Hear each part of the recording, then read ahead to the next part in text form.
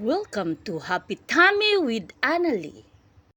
For today's video, ito ang mga ingredients natin. Green leafy vegetables, alugbate, at saka meron tayong dalawang sardinas, at saka miswa. At saka lagyan natin ng spring onions, red onions, and garlic.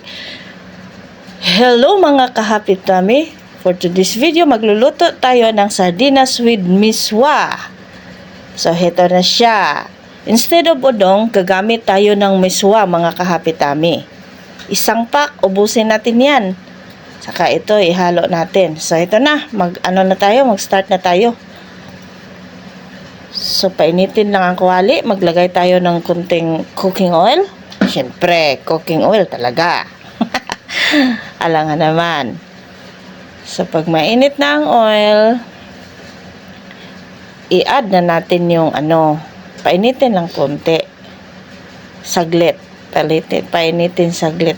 Kayo dyan mga ka-Happy Tummy, ano ang ulam ninyo? So, ilagay na natin ang ating garlic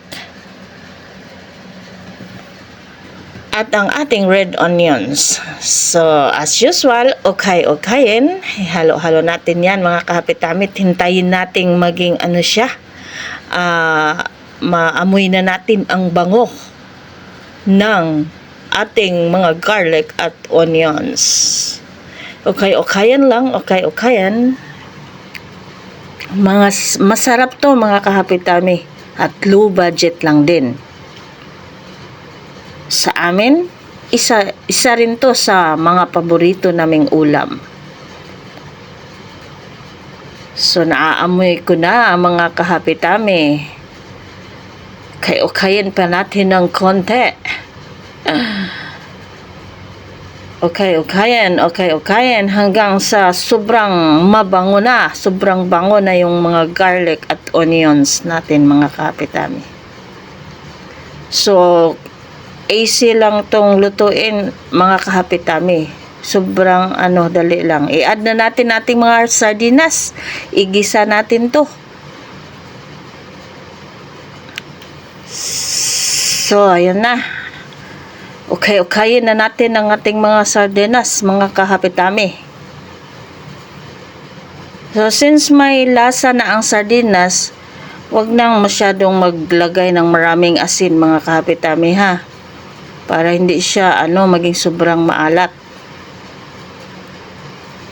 So, okay-okayin natin.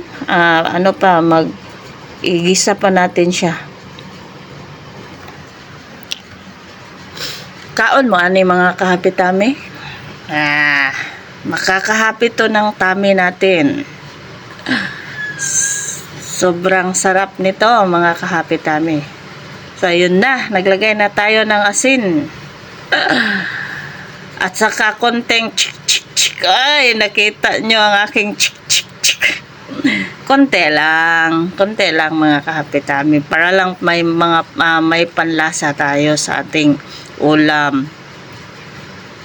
Okay-okayin, pataod-taorin.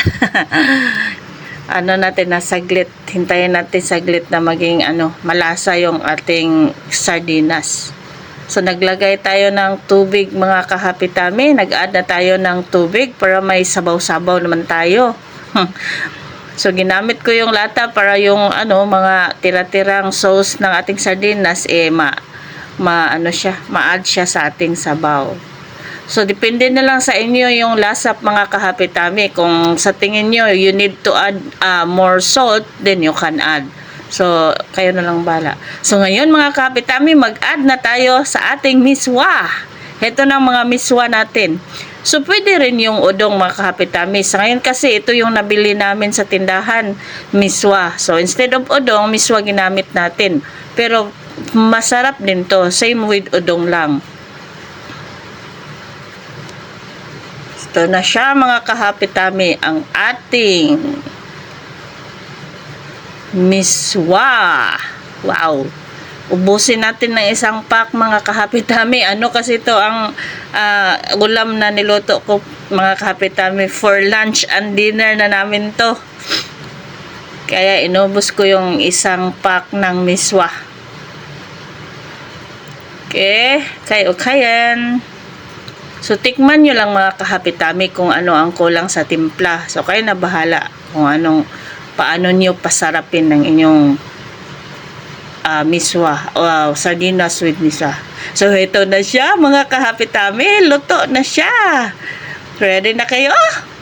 So, ito na. Ngayon, i-add natin ang ating spring onions. Ayun na. Na-add na pala ang mga alugbati, mga kahapitami. So, ito na, spring. Diba ang ganda ng kulay? Ito na siya. Ang sarap nito, mga kahapitami. Thank you for watching. Gutom na, gutom na, gutom na.